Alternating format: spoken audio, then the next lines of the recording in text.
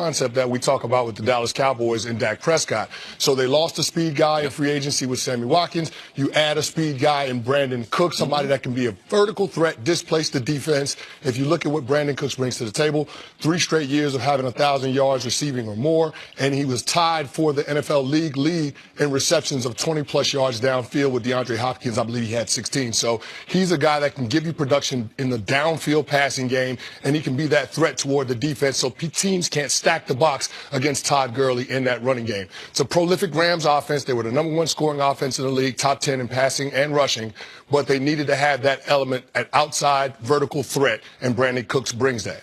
So here's the thing. You alluded to what I believe is the single most important part of this. We have to start looking at the NFL as almost side-by-side leagues.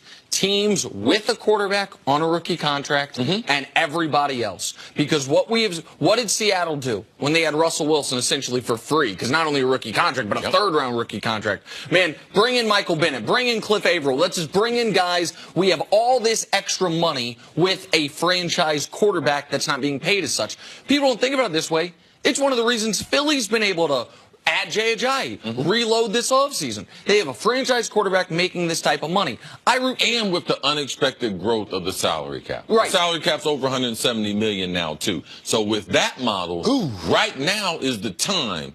Like, it's even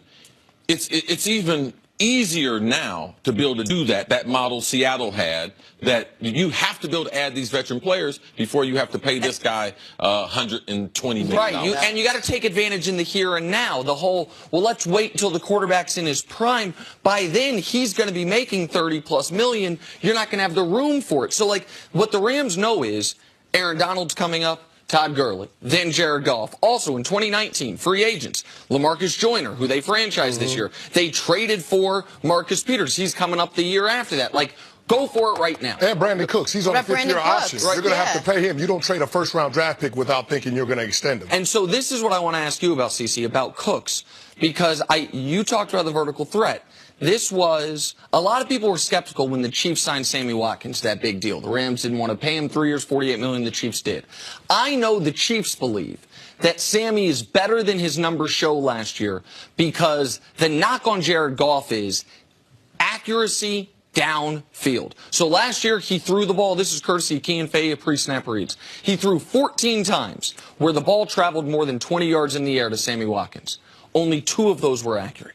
So there were only 2 of 14 deep passes, Sammy Watkins, that were accurate throws. He only completed, not surprisingly, only 2 of those 14. So what can Cooks do outside of get open deep if the quarterback is not great at making those particular throws? Well, I think that Sean McVay and the coaching staff there, what they're going to do in Goff's 3rd year is they're going to put more of a demand for him to be better in that aspect of the passing game. They re-signed Tavon Austin, so he's their reverse speed guy, change of pace guy. But Brandin Cooks got to be down the field, a down the field threat. This is what I'm worried about with Brandin Cooks. Sean Payton, one of the best play callers, they drafted him in the 1st round. Year 3, they gave up on him, traded him to New England. Man, New England's offense, Tom Brady, Bill Belichick, Josh McDaniels, they gave up on him in 1 season. I'm a little concerned about how good he can be as a wide receiver. Is he a fast guy, a track guy playing football? Or ultimately, is he going to have the upside that someone like Sammy Watkins we believe is going to have? That is a question that's going to have to be answered if the Rams win in this deal. Because when you trade a 1st-round pick, you're expecting to also sign him to a contract extension, but you are expecting him to develop as your #1 wide receiver. And that's the part that only Brandin Cooks, he's going to have to answer that with his play this year. Did the Patriots give up on him, or did he just not fit the mold of how they were going to do business re-signing? Because if he was, what would he have to do for them to say, you know what, this is the guy that we will actually keep around and re-sign, even though this is not usually what we do? What would you have liked to see out of him? The problem in New England is that Tom Brady only makes $14 million. So when you come with a contract extension, their salary cap structure is totally different than anyone else. Right. Everyone else, their ceiling is, where's their quarterback? We just talked about Kirk Cousins. In Minnesota, the ceiling is $28 million. And then you start paying your players accordingly based on their value to the team. Yeah, New England, it's $14 million. It's $14 million. I mean, second receivers are getting 12 to 14 million. Sammy Watkins got 16 million. Brandin Cooks had to be looking for, I mean, whatever you want to say, you got to give me 12 to 15 million.